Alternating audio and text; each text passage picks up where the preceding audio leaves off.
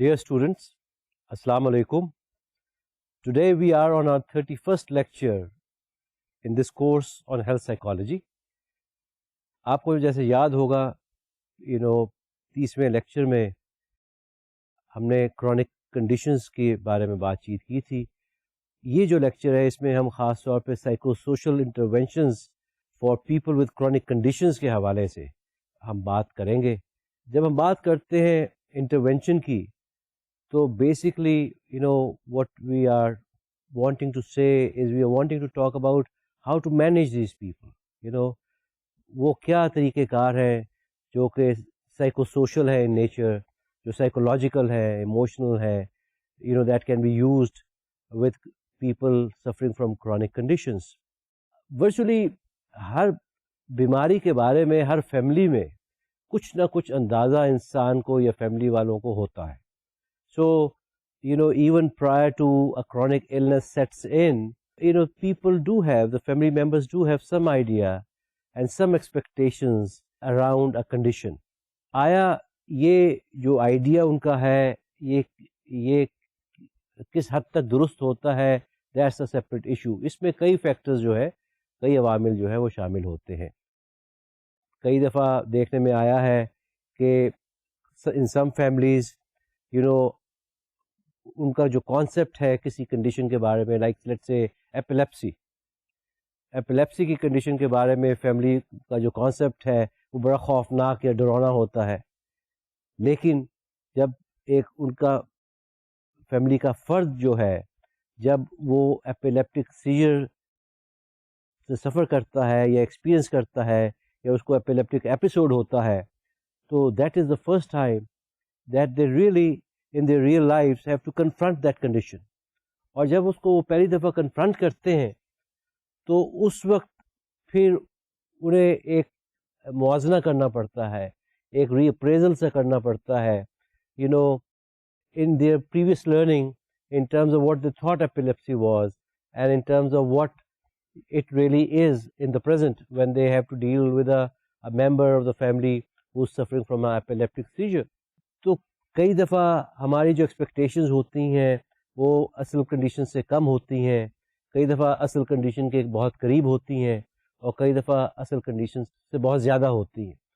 اس کی وجہ سے ہمارا جو ایکسپیرئنس ہے کرونک النس سے ڈیل کرنے کا وہ اچھا خاصا افیکٹ ہوتا ہے, اور اس کی جو اڈیپٹیشن ہے, ایڈجسٹمنٹ جو ہے, جو کرونک پیشنٹ کو کرنی پڑتی ہے اور اس کے ساتھ ساتھ اس کے پورے فیملی کو کرنی پڑتی ہے, کیئر گیورز کو کرنی پڑتی ہے, ان سب چیزوں کا آپس میں ایک بڑا قریبی تعلق اور رشتہ بنتا ہے. میں سب سے پہلے تو ایک ایسی اسٹڈی کا ذکر کرنا چاہوں گا which was carried out with parents. اور یہ جو اسٹڈی تھی اس میں 3 قسم کی کنڈیشنز کے بچوں کے بارے میں یہ اسٹڈی تھی. پہلی جو کنڈیشن تھی وہ ڈائبٹیز کی تھی, دوسری جو کنڈیشن تھی وہ استھما کی تھی, اور تیسری جو کنڈیشن تھی وہ ایپیلیپسی کی تھی, اور چوتھی جو کنڈیشن تھی وہ یہ تھی کہ یہ وہ لوگ تھے جنہیں کوئی کرونک النس کا ایکسپوئر کبھی نہیں ہوا تھا. تو یہ جو 4 یہ جو بچے تھے یہ ان 4 گروپس کو بلانگ کرتے تھے. there were children who had a history of epilepsy, there were children who had a history of asthma, there were children who had a history of diabetes, and then there were children who had no such physical ailment. کوئی ایسی history نہیں تھی. اس study میں بڑے interesting 2 چیزیں, بڑی revealing 2 چیزیں آپ کہہ لیجئے ان کے رزلٹ سے ہمیں ملیں. ان میں جو پہلی چیز جو بڑی انٹرسٹنگ تھی وہ یہ تھی کہ پیرنٹس جن کے بچے for instance had a history of asthma or were suffering from asthma, انہوں نے باقی جو 2 کنڈیشنز تھیں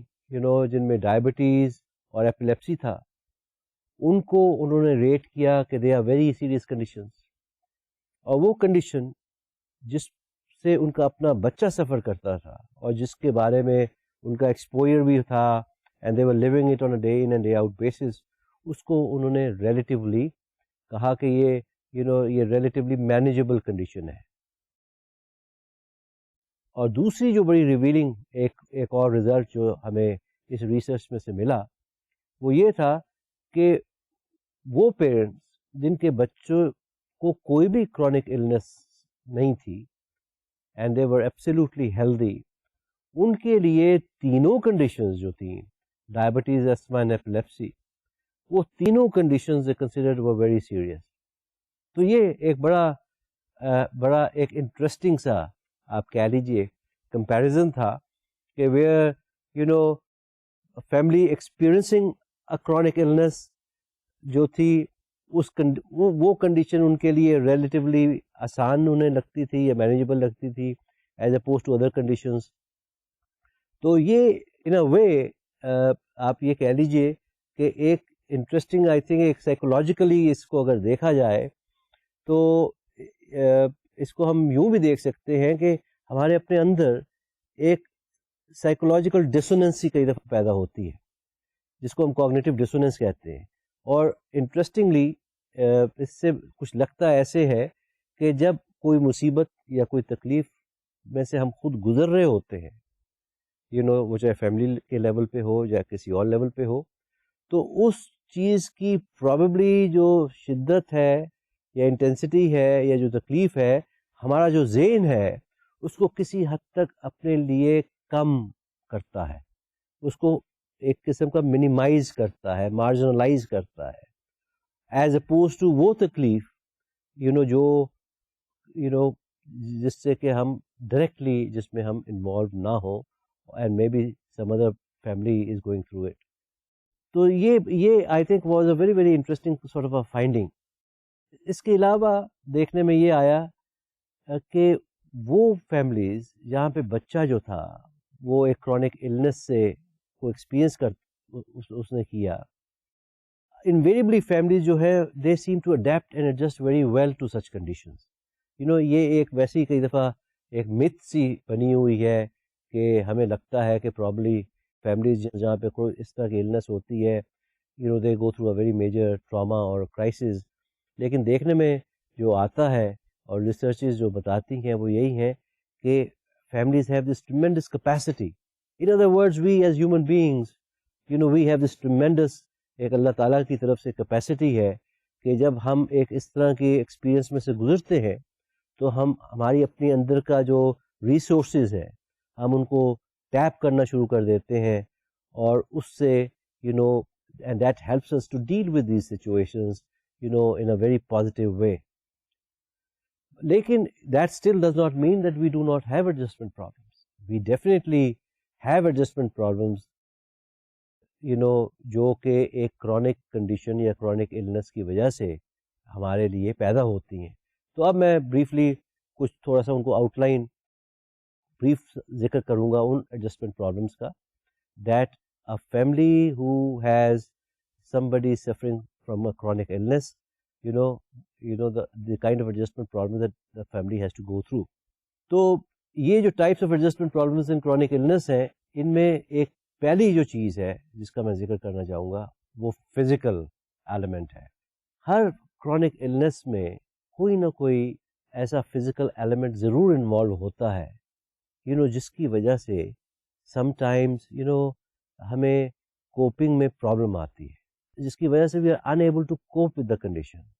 کئی کنڈیشنز تو خاص طور پہ ایسی ہوتی ہیں، جس طرح ہم نے بات جب کی تھی اسپائنل کارڈ انجری کی تو ہم نے بات کی تھی پیراپلیجکس کی یا کوڈراپلیجکس کی. یہ وہ کنڈیشنز ہیں جہاں پہ ایک total disability is a result of it. اور پھر کچھ کنڈیشنز ایسی ہوتی ہیں جہاں پہ وی ایکسپیرئنس ٹریمینڈس ڈسکمفرٹ میں بھی، اور وی ایکسپیرئنس ٹریمینڈس پین. تو یہ بھی جو ایسپیکٹس ہے، جو فزیکل ایسپیکٹس جو کہلاتے ہیں، یہ بھی ایڈجسٹمنٹ میں بڑا امپورٹنٹ ان کا بھی ایک رول ہے. اسی طرح کہ جو دوسرا ایک امپورٹنٹ فیکٹر ہے وہ ہے ووکیشنل ایڈجسٹمنٹ کا، کیونکہ کئی دفعہ because of a chronic condition like let's say epilepsy, epilepsy کے ایپیسوڈس کی وجہ سے یا کسی کرونک انجری کی وجہ سے sometimes we have to change our schedule of things. For instance, sometimes we may have to shift from one job to another, or go for a job which is easier, a job which does not entail too much of physical work. تو career planning کئی دفعہ educational planning جو ہے یہ بھی کرنی پڑتی ہے. تو یہ بھی ایک ایسا ایلیمنٹ ہے definitely plays a very important part in our adjustment into the mainstream of life. اسی طرح ایک تیسرا ایلیمنٹ جس کا میں اب ذکر کرنا چاہوں گا وہ سیلف کانسیپٹ کا ایلیمنٹ ہے. سیلف کانسیپٹ سے مراد ہے کہ how we accept what we see in ourselves. A lot of times, as I've mentioned earlier also, کہ جب whenever we go through a trauma of this sort, of suffering from all of a sudden from let's say a chronic condition which was not, one had not seen coming, تو اس situation میں one is invariably initial stages پہ one is unable to accept the change that comes in one's own self. اور یہ خاص طور پہ یہ جو چیز ہے یہ اسپائنل کارڈ انجری کی شکل میں یا ایکسیڈنٹس کی شکل میں اس طرح کی سچویشن خاص طور پہ one does go through where one comes out of initial trauma and shock, اور اس کے بعد آہستہ آہستہ things start to sort of come back to our mind, and we start to deal with what we have, things that we have lost in that process of an accident. Or sometimes we have lost a part of a body, sometimes we have lost our ability to talk, for instance. Sometimes we have lost our sight. ان چیزوں کے ساتھ ساتھ body image جو ہمارا ہے, جس کو ہم سیلف امیج بھی کہتے ہیں, وہ ہمارا بہت حد تک تبدیل ہو جاتا ہے. اور یہ جو امیج ہے یہ بڑا ڈائریکٹلی ہمارے سیلف اسٹیم سے اس کا تعلق ہے. اور آپ کو پتہ ہے کہ جب سیلف اسٹیم ہماری افیکٹڈ ہو جائے یا لو ہو جائے تو اس سے جو ہماری کوالٹی آف لائف ہے اور جو ہماری اچیومنٹ ہے اور ہماری وہ جو سینس آف کمپیٹنس جو ہمیں ادروائز پہلے ہوتی تھی, وہ چیزیں کئی دفعہ ہم محسوس نہیں کرتے, اور ہمیں ایک ہیلپ لیسنس کی فیلنگ ہماری زندگی میں داخل ہو جاتی ہے, اور ہمیں یوں لگتا ہے کہ جس طرح we have lost in the game of life and we have lost everything. اور ایک اس ہیلپ لیسنس اور ہوپ لیسنس کی وجہ سے ایک وہ ڈومز ڈے سیناریو آپ سمجھ لیں کہ we experience, we feel the blues of depression, we feel کہ ہمارے لیے دیر از نو لائٹ آن دا ہورائزن. تو یہ جو سارا کچھ اس طرح جو ہے یہ چیزیں یہ کئی دفعہ اس چینج کی وجہ سے ہم میں آ جاتی ہیں. اسی طرح ایک اور جو بڑا امپورٹنٹ فیکٹر ہے وہ سوشل فیکٹر ہے. سوشل ایڈجسٹمنٹ جو ہے یہ بھی بڑا امپورٹنٹ فیکٹر ہے, کیونکہ کرونک النیسز کی وجہ سے جیسے آپ کو پتہ ہے کہ لائف اسٹائل چینجز کئی دفعہ we have to experience, there is no choice but to go through a lifestyle change. تو اس کی وجہ سے بے شمار ایسی ایکٹیویٹیز جو پہلے ہم ہو سکتا ہے بہت انجوائے کرتے ہو, ہمارے لیے بڑی ایکسائٹنگ ہو, ہمارے لیے بڑی نرشنگ ہو, ہم وہ ایکٹیویٹیز میں شامل اپنے آپ کو مزید نہیں کر سکتے, اور یہ ایک بذات خود از اے ڈاؤنر, اور اس کی وجہ سے sometimes we feel quite cut off and quite unhappy. اسی طرح کئی دفعہ we are not able to, because of lack of mobility maybe, or due to our physical condition, we are not able to maintain relationships with friends. Sometimes we are not even able to maintain adequate relationships with our family members. I've seen so many marriages جہاں پہ even the relationship with one spouse جو ہے وہ بھی in more than one way affect ہو جاتا ہے, اور اس میں بھی چینج آ جاتی ہے. تو اس کے اراؤنڈ بھی we have to sort of make an adjustment. اسی طرح ایک اور جو بڑا امپورٹنٹ فیکٹر ہے وہ ہمارے ایموشنل ایکسپیرئنس کا فیکٹر ہوتا ہے, ایموشنالٹی کا فیکٹر ہوتا ہے. ایموشنالٹی سے مراد بیسکلی یہی ہے کہ we as human beings, we tend to feel things, we tend to at times around our own condition, around our own illness,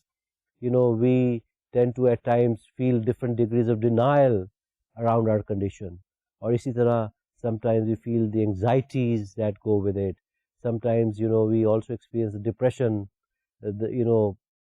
low mood that comes with it. تو یہ جو ایموشنل اسٹیٹ جو ہے یہ بھی ایک بڑا امپورٹنٹ فیکٹر ہے جو ایڈجسٹمنٹ میں بڑا امپورٹنٹ رول پلے کرتا ہے. اسی طرح ایک اور جو فیکٹر ہے وہ کمپلائنس کا فیکٹر ہے. کمپلائنس جو ہے یہ بھی بڑا امپورٹنٹ رول پلے کرتی ہے in our ability to adhere and follow the rehabilitation regimen. اکثر اوقات جس طرح میں نے پچھلے لیکچر میں بھی ذکر کیا تھا کہ کئی دفعہ جو لانگ ٹرم جو چیزیں ہمارے لانگ ٹرم بینیفٹ میں ہوتی ہیں، کیونکہ ہمیں وہ ہمارا ویو بڑا مایوپک کئی دفعہ ہوتا ہے، تو ہم we do not comply to those life style changes like the diet for instance اور like exercise regimen for instance, جو کہ اگر we were to follow those on a long term basis and show compliance to what our doctor had advised to us, it would have a beneficial effect for us, but we tend not to do that at times. So ye compliance bhi jo hai, that also does cause at times a problem in our adhering to follow the treatment plans. تو یہ جو factors جو ہوتے ہیں جو patients اور ان کی families جو ایکسپیرئنس کرتے ہیں، یہ کئی عوامل پہ، کئی چیزوں پہ they rely and they are affected by various conditions. For instance ایک کنڈیشن تو یہی ہے کہ جو کرونک النس ہے، ہاؤ ویزیبل از اٹ، آیا it's a condition which everybody can see and guess or not. اسی طرح for instance is a condition painful, I mean that's another very important factor, کیونکہ the experience of the condition changes if a condition constantly is causing discomfort for you, you are constantly dealing with the pain, so that totally colorizes your experience. Similarly, another very important element is disabling factor. To what extent does the condition cause the disabling for you? یہ بھی ایک بڑا important factor ہے. اسی طرح if the condition considered life threatening, اگر condition life threatening ہے تو اس کا بھی ایک اپنا بڑا important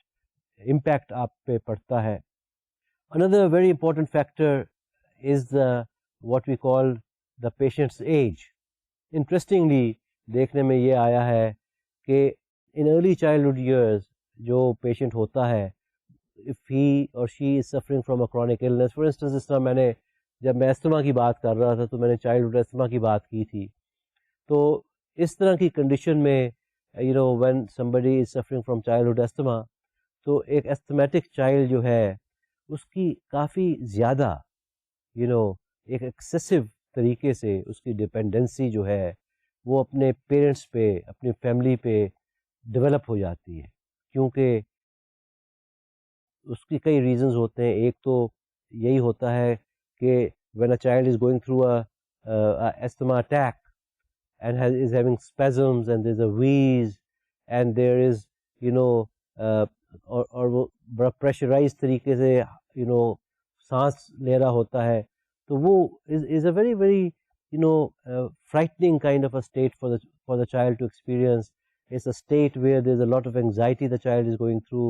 It's a state where the child is feeling quite helpless. تو اس طرح کی سچویشن میں آٹومیٹکلی ایک نیچرل ایک رسپانس ہوتا ہے کہ بہت زیادہ dependency and reliance on the care giver اور آن دا فیملی. تو یہ جو چیز ہے اس سے بچوں میں انویریبلی ڈپینڈنسی کی فیلنگس کافی پیدا ہو جاتی ہیں. اسی طرح دیکھنے میں آیا ہے کہ ایپیلیپسی بھی ایک ایسی کنڈیشن ہے. Those children who experience epilepsy, ان کا بھی یہی حال ہے کہ وہ بھی بڑے سارٹ آف اپنی کنڈیشن کے around because of lack of understanding of the condition وہ سہمے میں رہتے ہیں، اور پیرنٹس بھی جو ہے ان کو وہ فریڈم یا آزادی نہیں دیتے because they are not sure when would the child have suffer an attack. اسی طرح لیٹر ان چائلڈہڈ بھی کئی ایسی کنڈیشنز ہوتی ہیں جس کی وجہ سے فار انسٹنس میں نے اکثر دیکھا ہے کہ 14 15 16 سال کے بچے جو استھما کے ساتھ ہی جن کی ہسٹری آف استھما ہے ان کی بے شمار اسکول ایبسنٹیز شروع ہو جاتی ہیں, اور اسکول ایبسنٹیز کی وجہ سے they start to not perform so well in school, اور اس کی وجہ سے کئی دفعہ یہ کنڈیشن اس حد تک بڑھ جاتی ہے کہ it starts to cause school failure. وہ in spite of being very bright children, but because of their not being able to maintain a regular routine school میں they start to fail. اور اس کے ساتھ ساتھ اکثر اوقات یہ بھی ہو جاتا ہے کہ because of their absenteeism and because of their condition کئی دفعہ ان کا جو peer group ہے وہ بھی ان کو اس طریقے سے ایکسیپٹ نہیں کرتا اور پوری طرح سے ایکسیپٹ نہیں کرتا, جس کی وجہ سے ایک فیلنگ آف ریجیکشن سی, ایک feeling of not being wanted سی ان بچوں میں آنی شروع ہو جاتی ہے. تو یہ بھی ایک ایسی چیز ہے جو ان کے لیے مضر ہوتی ہے. اسی طرح یہ اس قسم کے جو ایونٹس ہوتے ہیں یہ اپنا افیکٹ ان کی فرینڈشپس میں بھی کرتے ہیں, ان کا کانفیڈنس لیول میں بھی کرتے ہیں, اور ان کے سیلف امیج اور سیلف اسٹیم میں بھی کرتے ہیں. تو ایسی بیماری جو ہے, جو کرونک بیماری جو ہے, وہ چاہے استھما ہو, چاہے ایپیلیپسی ہو, چاہے کوئی بھی ہو, اس کا ایک ڈیفینیٹ امپیکٹ جو ہے وہ ہمارے کانفیڈنس پہ, ہمارے مورال پہ, ہمارے سائیکولوجیکل فریم آف مائنڈ پہ, ہمارے سیلف امیج پہ, ہمارے سیلف اسٹیم پہ پڑتا ہے. سملرلی وہ پیشنٹس جو ایڈلٹس ہوتے ہیں, and when an adult patient suffers from a chronic condition, اس پہ بھی امپیکٹ اپنی کنڈیشن کا پڑتا ہے. اس پہ انویریبلی ایک امپیکٹ تو یہی پڑتا ہے کہ for instance he has to re-evaluate his job priorities, he has to re-evaluate whether he can continue to work or not, or whether he needs to shorten his hours of work, or whether he needs to transfer to another department, or whether he needs to shift to another job. اسی طرح اکثر اوقات دیکھنے میں یہ بھی آتا ہے کہ parents suffering from chronic illnesses, ان کا لائف سٹائل جو ہے اس میں بھی ایک آلٹریشن آ جاتی ہے, ان کا پیرنٹنگ رول جو ہے اس میں بھی آلٹریشن آ جاتی ہے. Invariably it becomes very difficult for such a parent to carry out a parenting role. وہاں پہ دوسرا جو اسپاؤز ہے وہ پھر دونوں اگر لیٹ سے اگر کرونک النس جو ہے وہ والد کو ہوئی ہے تو ایسی سچویشن میں والدہ جو ہے وہ والد کا بھی رول پلے کرنا شروع کر دیتی ہے اور والدہ کا رول بھی پلے کرتی ہے. تو تو ایسی کنڈیشنز جو ہوتی ہیں وہ اس سے آپ کو اندازہ ہوا ہوگا کہ ان کا بڑا گہرا اثر انسان کے اوپر پڑتا ہے, اس کی کوالٹی آف لائف پہ پڑتا ہے. اس طرح کی کنڈیشنز سے ڈیل کرنے کے لیے دیکھنے میں جو چیز آ رہی ہے, اور بے شمار ریسرچز بھی اس چیز کو سپورٹ کر رہی ہیں, وہ یہی ہے کہ ایک انٹر ڈسپلنری سا ملٹی موڈل پروگرام جو ہے ریہیبلیٹیشن کا پروگرام وہ ضروری ہوتا ہے. ملٹی موڈل پروگرام سے میری مراد ہے ایک ایسا پروگرام جو صرف ایک اسٹریٹجی کو یا ایک موڈیلٹی کو فالو نہ کرے بلکہ کئی موڈیلٹیز کو فالو کرے, اور جس میں ایک ٹیم آف پروفیشنلز جو ہیں وہ کام کریں پیشنٹ کے ساتھ. For instance when I talk of a team of professionals, I mean کہ ایسی ٹیم میں فزیشین بھی ہو سکتا ہے, ایسی ٹیم میں نرسنگ سٹاف بھی ہو سکتی ہے, ایسی ٹیم میں ہیلتھ سائیکالوجسٹ بھی ہو سکتا ہے, ایسی ٹیم میں فزیکل اور آکوپیشنل تھراپسٹ بھی ہو سکتا ہے, ایسی ٹیم میں ووکیشنل کاؤنسلرز بھی ہو سکتے ہیں, ایسی ٹیم میں ریکریشنل تھراپسٹ بھی ہو سکتے ہیں, ایسی ٹیم میں سوشل ورکرز بھی ہو سکتے ہیں. تو in other words what I am really seeing is کہ اب جو زمانہ جو آ گیا ہے اب وہ ایک پروفیشنل کا, ایک آدمی کا 1-to-1 کام کرنے کا زمانہ نہیں ہے, بلکہ ایک ٹیم آف پروفیشنلز کا ایسے لوگوں کے ساتھ, ایسے پیشنٹس کے ساتھ کام کرنا بہت ضروری ہے who are suffering from chronic illness. اور وہ ایک انٹیگریٹڈ اپروچ جو ہے you know in sub modalities کا کی ایک integration that seems to bring the best results for the patient. Psychologist کیونکہ ہم اس پر کیونکہ ہیلتھ سائیکالوجی کے کورس کی بات کر رہے ہیں، اور یہ تو میں ہیلتھ سائیکالوجسٹ کے حوالے سے خاص طور پہ یہ کہوں گا کہ ہیلتھ سائیکالوجسٹ جو ہے has a very very important role to play, کیونکہ وہ اپنے کلائنٹس کو ہیلپ کر سکتا ہے کہ وہ ان کی سائیکو سوشل پرابلم سے ڈیل کرنے میں، ان کی ایموشنل کنڈیشن سے ڈیل کرنے میں، اور وہ مختلف کوگنیٹو ٹیکنیکس کے ساتھ، مختلف بیہیورل ٹیکنیکس کے ساتھ can enhance the rehabilitation process, can help people to participate in a better way, and motivate people and help people to see the benefit that they can draw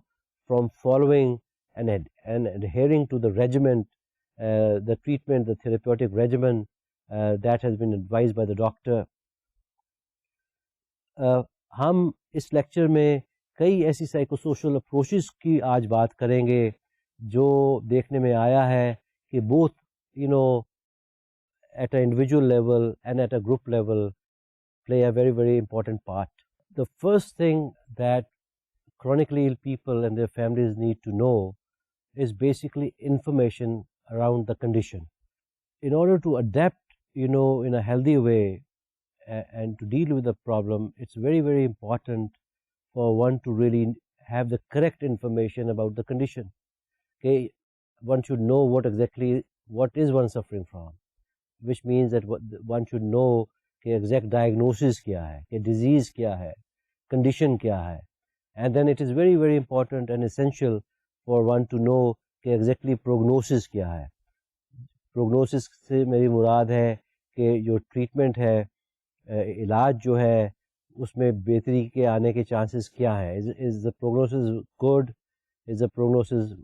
average, is the prognosis and the members of the patient's family to also know کہ what is the treatment، اس کا treatment ہے کیا، کہ exactly وہ جو treatment ہے کیا ہے، وہ کتنا عرصہ چلے گا، اس میں کیا کچھ انٹیل ہوگا، what sort of changes would one have to go through. These are very very basic but very very important elements that a patient or a family member or a caregiver should know. اسی طرح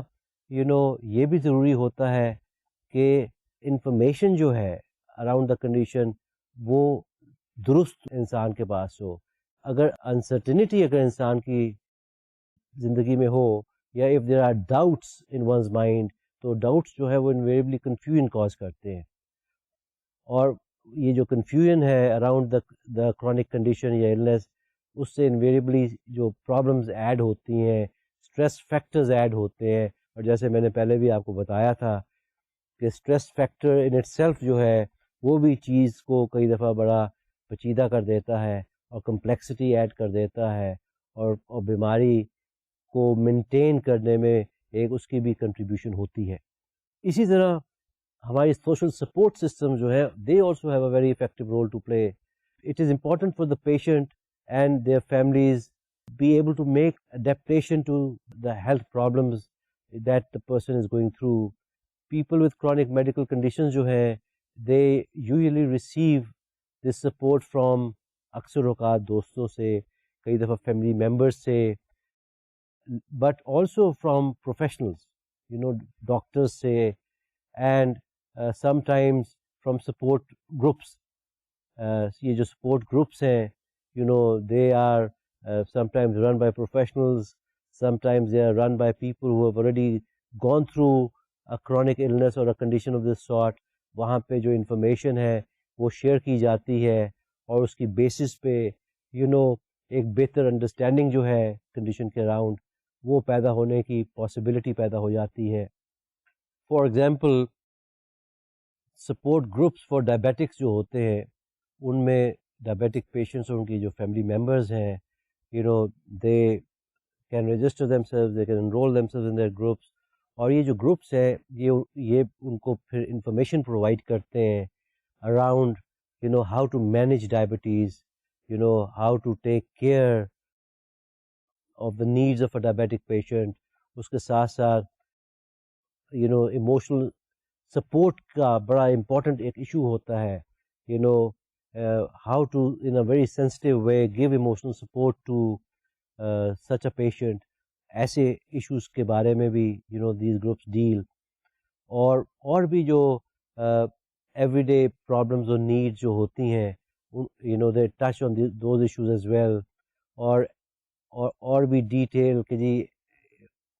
کس قسم کے programmes میں ان patients کو involve کرنا چاہیے, کس قسم کی ریہیبلیٹیشن سینٹرز جو کون سے اویلیبل ہیں, اور بھی بے شمار. جب when one is dealing with diabetes there are some very important decisions that one has to make, بلکہ there are decisions that are constantly one has to be up on and make. تو یہ جو ساری support ہے اس طرح کے groups میں there's a very good possibility of one getting this support. اسی طرح ایک سپورٹ گروپس کے بارے میں جاننے کے لیے آئی تھنک ہیلتھ سائیکالوجسٹ اور سائیکیٹرسٹ اور ڈاکٹرز سے بہتر کوئی بھی شخص نہیں ہو سکتا. پروفیشنلز کو انویریبلی پتہ ہوتا ہے کہ یہ ایسے گروپس کہاں رن کیے جا رہے ہیں. So one should always reach out and get this information from the professional. اسی طرح جو پروفیشنل ایسوسیشنز ہیں, جس طرح سائیکالوجسٹ کی ایسوسیشنز ہیں, سائیکیٹرسٹ کی ایسوسیشنز ہیں, ہیلتھ سائیکالوجسٹ کی ایسوسیشنز ہیں, تو یہ ایسوسیشنز بھی if one would reach out to them and get information from them, تو ان سے بھی یہ پتہ چل سکتا ہے کہ آپ کے شہر میں یا آپ کے شہر کے قریب کس شہر میں اس طرح کی سروسز جو ہیں وہ اویلیبل ہے. فار انسٹنس جب آپ لوگ اپنا ہیلتھ سائیکالوجی کا پروگرام سے فارغ ہو جائیں گے اور آپ you will be done with your graduation, تو آئی ایم شیور اگر آپ لوگ چاہیں تو آپ لوگ مزید کچھ اس طرح اس کام میں ٹریننگ لے کے تو آپ بھی اس طرح کے سپورٹ گروپس جو ہیں ان کو لیڈ کر سکتے ہیں, ان کو مینیج کر سکتے ہیں, ان کو رن کر سکتے ہیں. اگر سپورٹ گروپس جو ہے اگر وہ ایگزسٹ نہ کرتے ہوں تو تو پھر آئی مین آپ خود سے انیشیٹو لے سکتے ہیں. آپ لوگوں کو اکٹھا کر کے ایک group of people who are suffering from let's say chronic illness, ان کو اکٹھا کر کے you can lead such groups. تو I mean the possibilities are tremendous. اور and you will be happy to know کہ as you are now nearing your degree, تو after you done with your degree there are lots of things that آپ لوگ بھی اپنے level پہ initiate کر سکتے ہیں اور کر سکتے ہیں. میں نے جیسے آپ کو پچھلے لیکچر میں بھی بتایا تھا کہ سائیکو سوشل فیکٹرز جو ہیں they are often involved in patients feeling to adhere and follow a treatment regimen. خاص طور پہ when one is dealing with managing a chronic condition. But it's not all negative. I mean, there are definitely methods جو کہ one can also use to enhance adherence. I mean, there are methods جن کا میں اب ذکر کروں گا جس سے کہ آپ موٹیویٹ کر سکتے ہیں, جس سے کہ آپ پیشنٹ کی ability to comply, the ability to follow the treatment جو ہے اس کو بہتر کر سکتے ہیں. کچھ میتھڈس تو ایسے ہیں that involve basically improving ways practitioners present the information. کیونکہ اکثر اوقات دیکھنے میں یہ آیا ہے کہ کئی دفعہ جو ڈاکٹرز ہوتے ہیں وہ اس انداز سے انفارمیشن پریزنٹ کرتے ہیں کہ وہ پیشنٹ کے اوپر سے چلی جاتی ہے, کہ اوپر سے جانے سے مراد ہے کہ پیشنٹ کو چیز سمجھ ہی نہیں آتی. تو unless the doctor presents it in a manner کہ وہ آسان ہو اور پیشنٹ اس کو سمجھ سکے,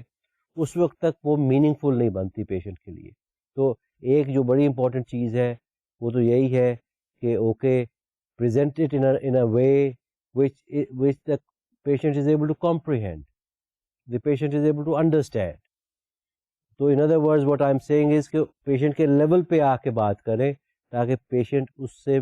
میکسیمم فائدہ جو ہے اٹھا سکے. اسی طرح there are other approaches as well. I mean there are certain behavioral methods, for instance. behavioral methods سے مراد ہے کہ ایسے میتھڈز ہیں جو کہ behavioral ہے in nature, جن کو استعمال کرتے ہوئے you can tailor the regimen to make it compatible to the need of the patient. یہ بڑا ضروری ہوتا ہے کہ آپ ہر پیشنٹ کے ساتھ ایک ہی فارمولا استعمال نہ کریں، بلکہ پیشنٹ کی نیڈ کو، پیشنٹ کی اسٹرینتھ کو، اس کی ہیبٹس کو، اس کی لمیٹیشنس کو ذہن میں رکھتے ہوئے آپ چیز کو ایوالو کریں. جب ہم ان سب چیزوں کو ذہن میں رکھ کے ایوالو کرتے ہیں تو اس کا زیادہ فائدہ ہوتا ہے. اسی طرح آپ پیشنٹ کو ریمائنڈرز دے سکتے ہیں، آپ پیشنٹ کی پرومپٹنگ کر سکتے ہیں تاکہ وہ اس چیز کو ایکٹ آؤٹ کرے جو آپ چاہتے ہیں وہ کرے. اسی طرح we can keep record of patients self care activities. اس سے بھی ایک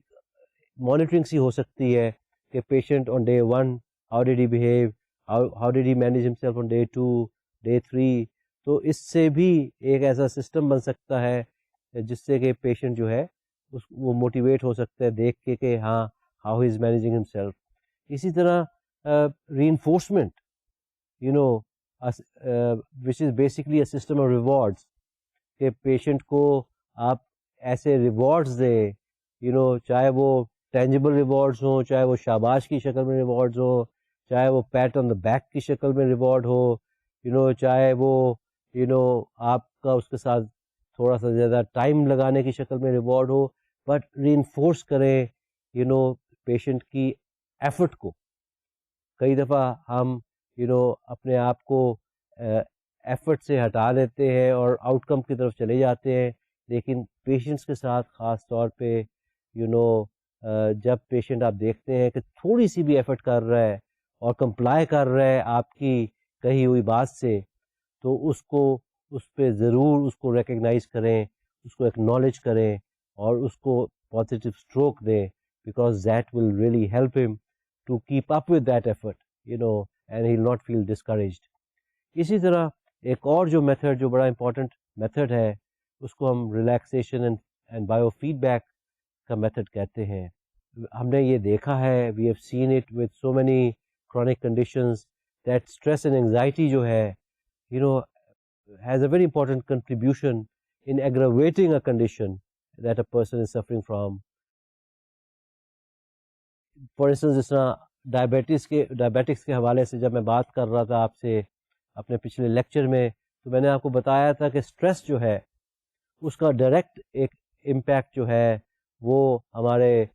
میٹابولک سسٹم پہ پڑتا ہے، اور اور جو گلوکوز ہے وہ میٹابلائز نہیں ہوتا اس انداز سے جس سے اسے ہونا چاہیے. اور اسی طرح ہم جب استھما کی بات کر رہے تھے تو میں نے آپ کو بتایا تھا کہ ہاؤ سرٹن اسپیزمز اور ایسٹمیٹک ایپیسوڈ جو ہے وہ ٹینشن کی وجہ سے یا کسی اسٹریسفل سچویشن میں بھی ٹریگر ہو جاتے ہیں. تو سائیکالوجسٹ جو ہے وہ اسٹریس مینجمنٹ ٹیکنیکس کو بڑے اچھے طریقے سے افیکٹولی یوز کرتے ہیں ٹو ہیلپ سچ پیشنٹس. اور اس میں خاص طور پہ ایک ٹیکنیک جس کا میں ذکر کرنا چاہوں گا وہ پروگریسو ریلیکسیشن ٹیکنیک ہے. پروگریسو ریلیکسیشن ٹیکنیک کے ساتھ ڈفرینٹ مسلس کی ریلیکسیشن اور ٹینشن جو ہے وہ سکھائی جاتی ہے، اور اس سے پیشنٹ جو ہے وہ اپنے آپ کو ریلیکس کرنا جو ہے وہ سیکھتا ہے، اور جب وہ ریلیکس کرنا سیکھتا ہے تو وہ اپنی کنڈیشن کو بہتر طریقے سے اس سے ڈیل کر سکتا ہے. اسی طرح گلوکوز لیول کو مینیج کرنے کے لیے بھی دیکھنے میں یہ آیا ہے کہ ریلیکسیشن جو ہے بڑی ہیلپ فل ہوتی ہے. اور اسی طرح ہم ریلیکسیشن کو ایپیلیپٹکس کے ساتھ بڑی افیکٹولی یوز کر سکتے ہیں، کیونکہ ایپیلیپٹکس کو یہ چیز سکھائی جا سکتی ہے کہ وہ اپنی سینسیشنز کو، اپنے ان ٹریگرنگ فیکٹرز کو مانیٹر کریں، ان کی اویئرنیس بلٹ ان میں ہو کہ جس جو پریسیڈ کرتے ہیں ایک ایپیلیپٹک سیجر سے پہلے یا ایک ایپیلیپٹک ایپیسوڈ سے پہلے. تو ایک دفعہ جب یہ ہمیں پتہ چل جائے کہ exactly what is the sequence of events, تو ہم اپنے اس طرح کے ایپیلیپٹک سیجرز کو اور ایپیسوڈس کو کنٹرول کر سکتے ہیں. سملرلی بایو فیڈ بیک کا استعمال کرتے ہوئے ایپیلیپٹکس کو ٹریننگ دی جا سکتی ہے بایو فیڈ بیک کی، اور ای جی کی مشینز کے ساتھ ان کو ریلیکسیشن کی ٹریننگ دی جاتی ہے. آئی مین یہ سب جو اسٹریٹجیز ہیں ان کا ضروری نہیں کہ ہر پیشنٹ کے لیے یہ بینیفیشل ہوں، لیکن یہ جو اپروچز ہیں یہ ڈیفینیٹلی یوز کی جاتی ہیں، اور ان کا ڈفرینٹ لوگوں پہ ڈفرینٹ ان کا امپیکٹ اور فائدہ ان کو ہوتا ہے. Now I would like to mention and talk about another very important approach which is called cognitive methods. اس کی مثال میں آپ کو یوں دیتا ہوں کہ ایک کالج گوئنگ 18 سال کی لڑکی she came into therapy because she was diabetic, and she was having difficulty in dealing with her condition, اور اس کے ذہن میں کچھ ایسی مس انفارمیشن تھی، کچھ ایسے آئیڈیاز تھے کہ as a diabetic I'll not be able to attend college, as a diabetic I'll not be liked by people, as a diabetic I'll not be able to socialize with people, as a diabetic I'll look crazy, and would be a social outcast. تو یہ اس طرح کی مس information تھی جو therapy کے sessions میں خاص طور پہ تھراپسٹ کے سامنے آئی. تو اس طرح کی سچویشن میں جو تھراپسٹ کا کام تھا وہ بیسکلی اس کی ان مس کانسیپٹس کو، ان ریشنل آئیڈیاز کو کریکٹ کرنا تھا، ان کو ٹھیک کرنا تھا، تاکہ وہ اپنے زندگی کے سفر میں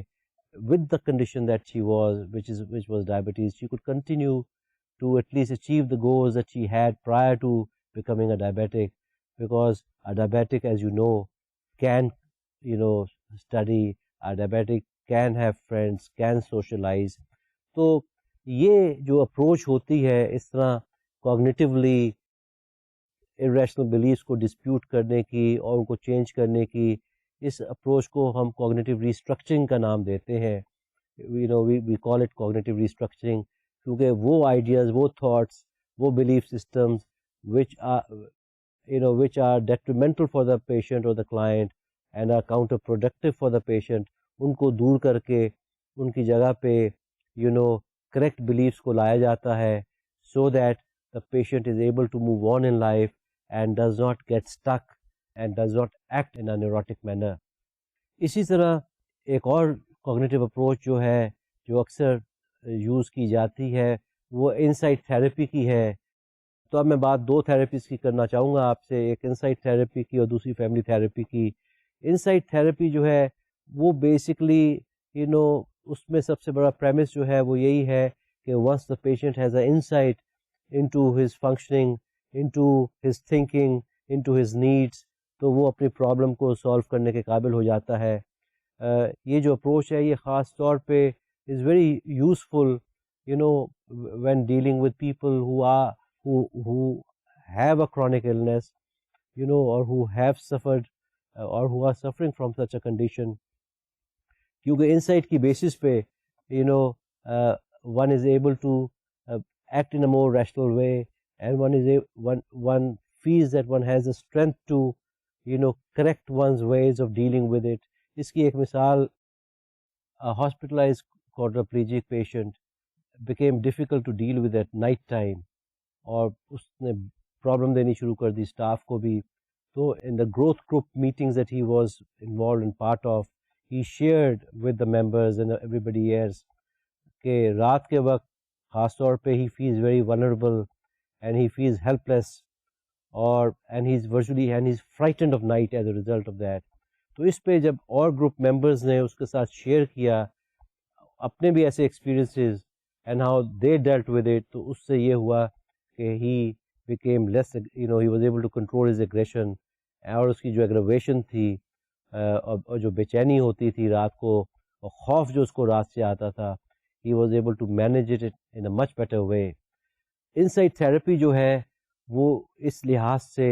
بڑے میننگ فل طریقے سے استعمال کی جاتی ہے with patients who are chronically suffering from a condition of this sort. اسی طرح family therapy also has a very important role to play.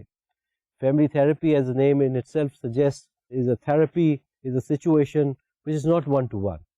A family with a chronically ill patient invariably would sit together to discuss about the responsibilities that each member of the family has. Medical regimen کے بارے میں بات چیت invariably کی جاتی ہے, اور daily routines کے بارے میں, because sometimes these conditions are very very demanding for the care givers, تو it's very important that daily routine جو بھی بنانی ہے از کلیئرلی ڈسکسڈ. اسی طرح اگر پیشنٹ جو ہے وہ ایک چھوٹا بچہ ہے فار انسٹنس, تو پھر اس بچے کی جو اور سبلنگس کے ساتھ کئی دفعہ دیکھنے میں آتا ہے کہ there are certain sibling rivalry which comes up. For instance some children they tend to feel کہ جی ہمارے بھائی کو یا ہماری بہن کو جو بیمار ہے اس کو گھر والے زیادہ اٹینشن دے رہے ہیں اور ہمیں کم اٹینشن مل رہی ہے. اسی طرح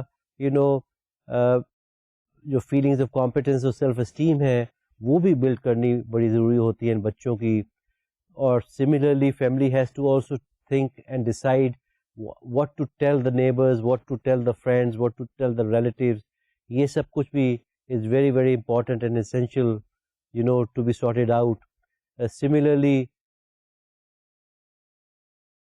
جو بچے بیمار ہوتے ہیں کئی دفعہ وہ شیئر نہیں کرتے اپنے پیرنٹس کے ساتھ اپنی کنڈیشن کو, تو یہ بھی رسپانسبلٹی جو پیرنٹس کی بنتی ہے کہ they should be able to communicate with the children in such a manner that they do know what they are going through. اور کئی دفعہ یہ بھی دیکھنے میں آیا ہے کہ جب ایک پیشنٹ ٹھیک ہونے لگتا ہے تو وہ چیز بذات خود فیملی کے لیے یا فیملی ممبرس کے لیے ایک ٹیمپرریلی ایک پرابلم کا باعث بن جاتی ہے, کیونکہ فیملی کو پھر سمجھ نہیں آ رہی ہوتی. کیونکہ کرونک کنڈیشن کے پیشنٹ سے جب فیملی ڈیل کرتی ہے تو ان کو بھی کچھ ایسی عادت پڑ جاتی ہے ایک ایسا رول پلے کرنے کی کہ they start to look at the patient as a victim, as someone who is not capable of taking care of their own selves. تو اس کی وجہ سے وہ ایک ایسی ٹرانزیشن بن جاتی ہے پوری فیملی کے لیے جس سے پھر ڈیل کرنا پروفیشنلس کو پڑتا ہے. فیملی تھراپی جو ہے is a very effective way of uncovering ایسی انریزالوڈ انگزائٹیز, ایسے انریزالوڈ ایشوز جو فیملی کے اندر ایگزسٹ کرتے ہوں, جو کہ ادروائز